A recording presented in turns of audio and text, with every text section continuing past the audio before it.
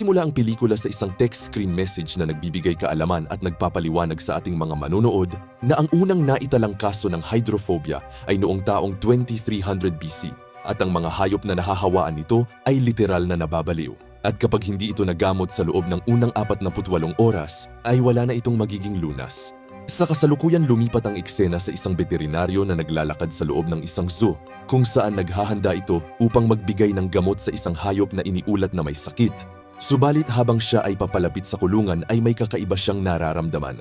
At ang hayop na dapat niyang gamutin ay wala sa kulungan at dahil sa pag-aakalang nagtatago lamang ang hayop ay maingat na lumapit ang veterinaryo sa isang malapit na silungan at nang sinubukan niyang ilabas ito ay bigla na lamang sumugod mula sa dilim ang naturang hayop at marahas siyang inatake na nagtapos sa pagkamatay ng veterinaryo sa isang nakakagulat at brutal na paraan.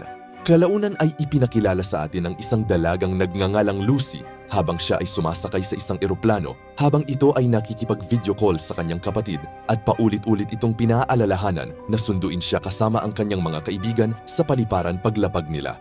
Hindi nagtagal nang makaupo na si Lucy katabi ang kanyang matalik na kaibigan na si Kate ay may isa pang pamilyar na mukha ang biglang lumitaw at yun pala ang kaibigan nilang si Hannah na hindi inaasahang sumama sa kanila sa eroplano kahit malinaw na hindi siya ganoon ka-welcome para sa kanila.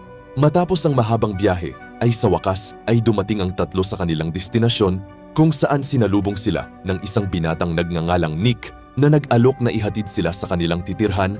Pagdating nila sa bahay ay ipinakilala naman sila ni Lucy sa kanyang ama na si Adam na may kapansanan. Kung saan nag-usap ang mag-ama sa pamamagitan ng pagsisinyasan at tinanong siya nito kung kamusta ang kanyang mga exam. At habang nagkukumustahan ang mag-ama ay dumating sina Kate at Hannah at formal na nagpakilala bilang mga kaibigan ni Lucy na sumama upang makasama siya sa kanyang bakasyon. At mayat-maya ay pumasok din si Nick upang batiin si Adam. At nang tingnan ni Adam si Nick ay tinanong si Lucy ng kanyang ama sa pamamagitan ng sign language kung nasaan ang girlfriend nito. Ngunit sinabi ni Nick na kamakailan lang silang naghiwalay. Dahil roon ay aliw na aliw si Adam at sininyasan si Lucy na maaaring ito na ang pagkakataon niya sa binata. Ngunit dahil hindi naiintindihan ni Nick ang sign language nilang mag-ama, ay mabilis itong tinakpan ni Lucy sa pamamagitan ng pagsasabi ng ibang bagay.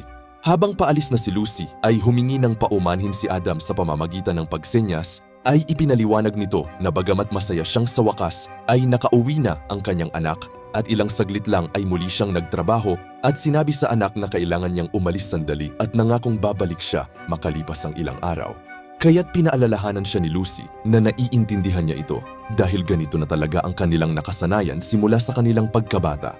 Pagkatapos ay pinuntahan ni Lucy ang kanyang nakababatang kapatid na si Erin, ngunit hindi naging maganda ang kanilang muling pagkikita.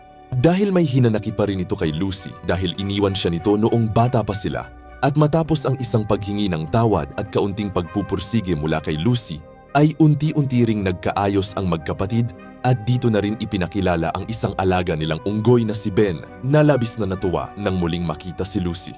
At masayang idinala ni Lucy si Ben upang ipakilala sa kanyang mga kaibigan na labis namang ikinabigla ni Hannah, ngunit kalaunan ay unti-unti ring nawala ang kanilang takot at nagsimula silang maging komportable sa kanila.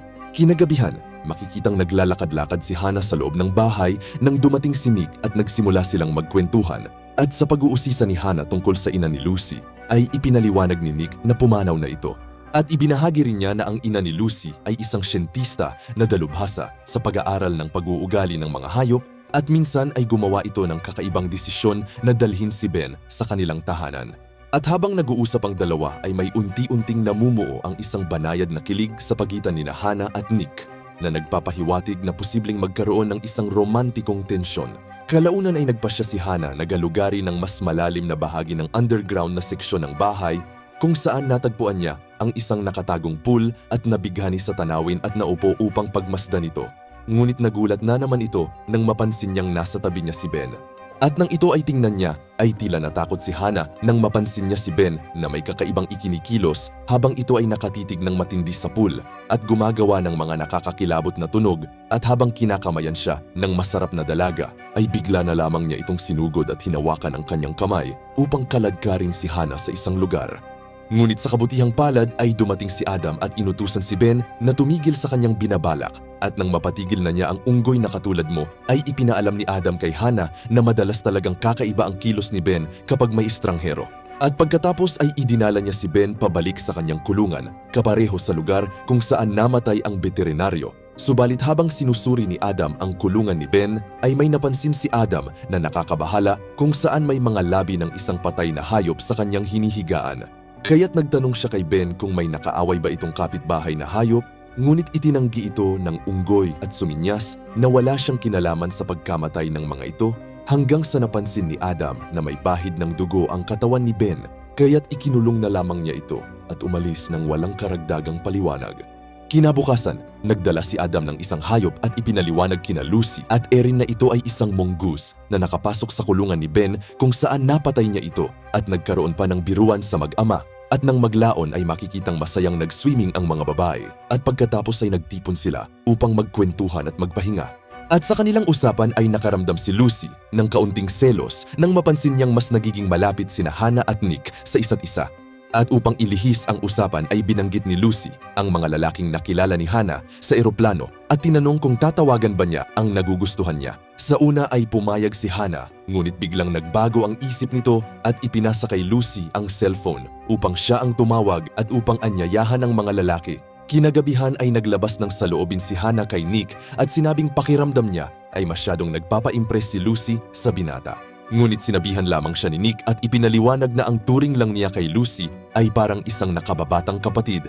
At sa tahimik na sandaling iyon ay nagkaroon ng isang maikling tsurbahan sina Hannah at Nick habang si Lucy naman ay nakatingin mula sa malayo. Balik ang eksena sa isang veterinaryo kung saan dinala nito ang gamot na para kay Ben upang maiwasan ang sakit na kumakalat, subalit brutal nga ang sinapit ng veterinaryo sa kamay ng unggoy. Pagkagising ni Kate ay pumunta ito sa kusina upang kumuha ng tubig, ngunit napansin niya ang isang teddy bear sa lamesa, kaya't kinuha niya ito dahil sa pag-aakalang naiwan ito ni Hannah. Ngunit biglang lumitaw si Ben na may kakaibang galaw at dahan-dahang lumapit kay Kate. Dahil sa takot sa unggoy ay tumakbo ito sa isang silid at tinawag si Lucy upang balaan na may nangyayaring kakaiba kay Ben, kaya't agarang itong hinanap ni Lucy upang suriin, ngunit bigla itong nawala. Hanggang sa napansin niya ang teddy bear ni Ben at nang lapitan niya ito ay nakita niya ang mga bahid ng dugo rito at ilang saglit lang ay dumating si Erin at nagtanong kung ano ang nangyayari. Subalit sa sandaling iyon ay may isang malakas na sigaw ang umalingaw-ngaw na nanggagaling kay Hannah. Kaya't nagmadaling pumunta sina Lucy at Kate sa pool, ngunit nakita nila ang unggoy na agresibo at tila wala sa sarili. Kaya't iminungkahi ni Nick na itali si Ben upang makontrol ito at hindi manggulo. At habang naghahanap siya ng lubid ay sinugod siya ni Ben. Kaya't agarang pinakalma ni Lucy ang alagang unggoy sa pamamagitan ng pagyakap nito hanggang sa nagawa niya itong maitali, ngunit ilang saglit lang ay patuloy pa ring nagwawala si Ben at tinutupak na parang babaeng may regla. Dahil sa kaguluhan ay hinimok ni Erin si Lucy na tawagan ang kanilang ama o ang veterinaryo. Ngunit nang tinangka ni Kate na tawagan ang veterinaryo ay narinig nila ang cellphone nito na tumutunog sa malapit hudyat na may masamang nangyari rito. Hanggang sa biglang nakawala si Ben sa kanyang pagkakatali at agarang kinagat si Erin sa kanyang binti. Kaya't pinigilan nila ito at nahila palayo ang dalaga. Ngunit nang sinubukan ni Hannah na lumabas ay hinaharangan siya ni Ben at ipinahiwatig sa mga ito na walang sinuman ang makakatakas. Dahilan upang iminungkahi ni Nick na tumalon silang lahat sa pool sa kadahilang hindi sila masasaktan ni Ben dahil hindi ito marunong lumangoy. Ngunit makikita ang labis na pagdurugo ng binti ni Erin kaya't agaran nila itong tinalian gamit ang damit ni Nick at napagtantong nahawaan ng rabis ang kanilang alaga. At habang humihingi ng tulong ang mga ito ay muli silang hinarangan ng unggoy hanggang sa napagpasyahan ni Nick na itulak si Ben sa bangin. At nang naitulak na niya ito ay labis itong natuwa sa pag-aakalang nagtagumpay siyang maitaboy ang unggoy. Ngunit sa kasamaang palad ay nakahawak ito sa bato at agarang hinila si Nick pa ibaba dahilan upang mahulog ito na agaran niyang ikinamatay. Dahil sa nangyari ay nabigla ang lahat hanggang sa nakita nila si Ben na may nakakakilabot na tingin at tumatawa dahil sa pagkamatay ng binata. Kaya't labis pang natakot ang mga ito at nag-iisip kung paano sila makakatakas sa abnong unggoy na ito. Kalaunan habang lumalalim na ang gabi ay sinubukan ni Lucy na kunin ang isang salbabida para kay Erin at nang nakuha niya ito ay napansin niya ang cellphone ni Kate malapit kay Ben. At upang makahingi sila ng tulong ay napagpasyahan niya itong kunin sa tabi ng unggoy at nang malapit na niya itong makuha ay bigla namang tumunog ito dahilan upang magwala na naman si Ben at sinubukang atakihin si Lucy. Ngunit nagawa namang ibalin ni Kate sa kanya ang atensyon ng unggoy kaya't agarang nakuha ni Lucy ang kanyang cellphone at agarang tumalon pabalik sa pool at agarang humingi ng tulong. At dahil sa pagkasira ng screen nito ay hindi nila ito magawang ma-touch ng maayos kaya tinawagan na lang nila ang mga numero na naroon sa cellphone. Ngunit nang ito ay sumagot, ay napag-alaman nila na ito pala ang mga lalaking nakilala ni Hana sa eroplano na nasa isang party kung saan hindi pa sila siniseryoso ng mga ito sa pag-aakalang ng trip lang ang mga ito. At nang kakausapin na ni Hana ang mga lalaki, ay muling umatake si Ben habang ito ay nakasabit sa lubid sa pool at nagawang hilahin si Hana sa buhok hanggang sa nabunot ang anit ng dalaga, dahilan upang mahulog ito sa pool kasama ang cellphone. At nang muli nila itong tingnan ay tuluyan na itong nasira. Samantala habang nasa meet and greet si Adam ay ipinaalam ng veterinaryong si Mary na positibo sa rabies ang mongoose na nanggaling sa kulungan ni Ben, kaya't agarang itinanggi ito ni Adam at nag-message rito na walang rabies sa Hawaii. At upang makasiguro ay tinawagan ni Adam si Lucy ngunit hindi ito sumasagot. At nang magising na sila Kate at Lucy ay napansin nila na umalis na si Ben kaya't nagpasya ang dalawa na pumunta sa bahay upang makahingi ng tulong. At nang makarating na, ay palihim na pumasok sina Lucy at Kate sa bahay upang maghanap ng cellphone, ngunit nang natagpuan nila ito, ay naapakan ni Lucy ang isang remote na agarang bumukas sa kanilang TV, dahilan upang napansin sila ni Ben. At bago pa man makarating ang unggoy sa kanilang kinaroroonan, ay agaran silang nagtago sa isang cabinet hanggang sa dumating na nga ang unggoy at agaran sinuri ang kwarto, at nang kamuntikan na silang makita nito ay biglang nabaling ang atensyon nito kay Dora. Ngunit ilang sandali lang ay nabwesit ito kay Butch dahil mas gwapo pa ito sa kanya at agarang sinira ang TV, subalit sa di inaasahan ay nakagawa sila ng ingay dahilan upang muli silang hinanap ni Ben at sinira ang bintana. At habang takot na takot ang dalawa na pinagmamasdan ng unggoy, ay di nagtagal ay umalis na ito dahil hindi sila nito nakita, ngunit nang lumabas si Lucy upang kunin ang cellphone, ay napansin nito na pinagmamasdan lang pala siya ni Ben sa likuran at di nagtagal ay sinugod siya nito at muntik nang mapatay.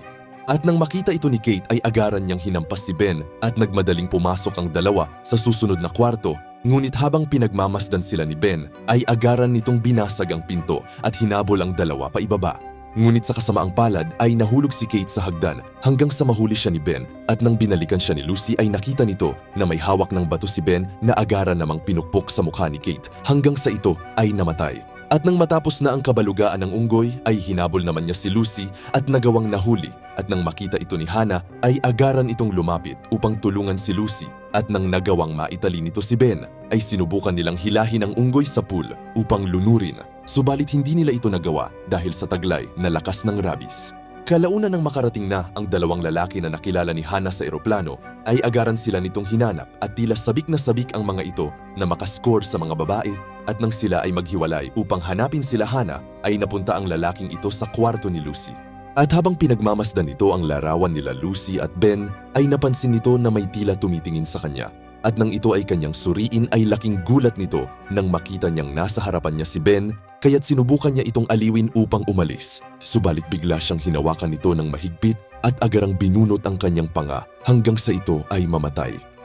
At nang makarating na ang isa pa nitong kasamang lalaki sa pool, ay sa wakas ay nakita na rin niya sila Lucy, kaya't agaran na niyang tinawag ang kanyang kaibigan, subalit may isang buto ng panga ang napunta sa kanya kaya't tiningnan niya ito.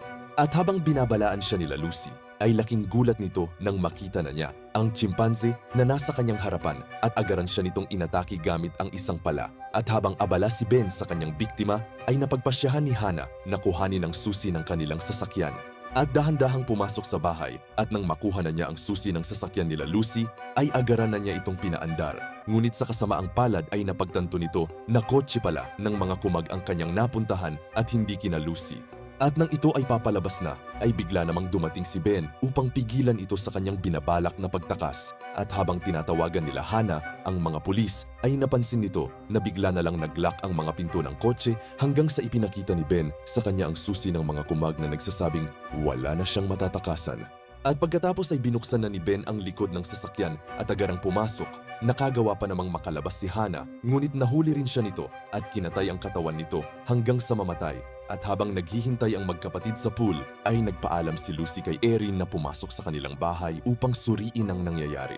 At habang siya ay naglalakad papaakyat ay labis itong nanlumo nang makita niya ang kanyang matalik na kaibigan na wala ng buhay at sa kanyang pag-akyat ay di sadyang naapakan niya ang isang bubog dahilan upang ito ay napaupo sa sahig. Ngunit sa kasamaang palad ay biglang lumitaw si Ben sa kanyang harapan. At nang siya ay aatakihin na nito, ay bigla namang dumating si Adam dahilan upang mabaling ang atensyon ni Ben sa kanya at agaran siya nitong pinuntahan at habang sinusuri ni Ben ang kanilang pamamahay, ay nakita nito ang ilang nakakalat na gamit sa lamesa habang wala itong kaalam-alam na nasa likod na niya si Ben na nag-aabang lang kung kailan siya aatakihin. Hanggang sa dumating si Lucy at sinubukang tawagin si Adam, ngunit nakita siya ni Ben at agaran siyang hinabol. At dahil sa kapansanan ni Adam ay hindi niya narinig ang bawat sigaw ng kanyang anak at nang nakarating na si Adam sa kwarto ni Lucy ay nakita nito ang bangkay ng lalaki na binunutan ng panga ni Ben. Balik ang eksena kay Lucy at Ben kung saan biglang kumalma ang chimpanse at sinusubukan nitong makipagkamay sa dalaga at nang kakamayan na ito ni Lucy ay bigla na namang tinupak si Ben at agarang pinilay ang kamay ni Lucy, subalit natigil na lamang ito nang makita niya si Erin kaya't agaran na siya nitong inatake at tinangkang patayin.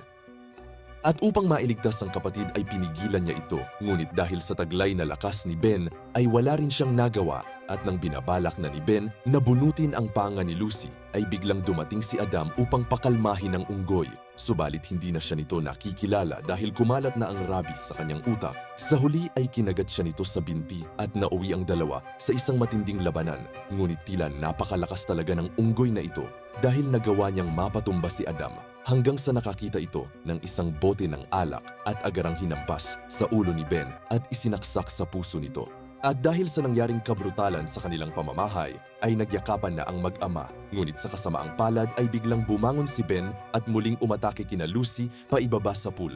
Ngunit nagawa naman siyang mahawakan ng kanyang ama at agarang hinila paakyat habang si Ben naman ay tuluyan ng namatay dahil sa pagkakabagsak nito sa sirang upuan. Kalaunan ay dumating na ang mga pulis at ambulansya upang dalhin si Erin sa ospital at habang sila ay nagsisinyasan ay muling narinig ni Lucy ang laruan ni Ben na paulit-ulit na nagsasabing bad na tila may natitira pang masamang presensya ng unggoy sa kanila at dito na nagtatapos ang pelikula. Nagustuhan niyo ba ang ating Tagalog movie recap? Kung ganun ay huwag niyo namang kalimutang mag-like, share and subscribe para sa susunod pa nating mga videos. Maraming salamat sa panonood. Take care always.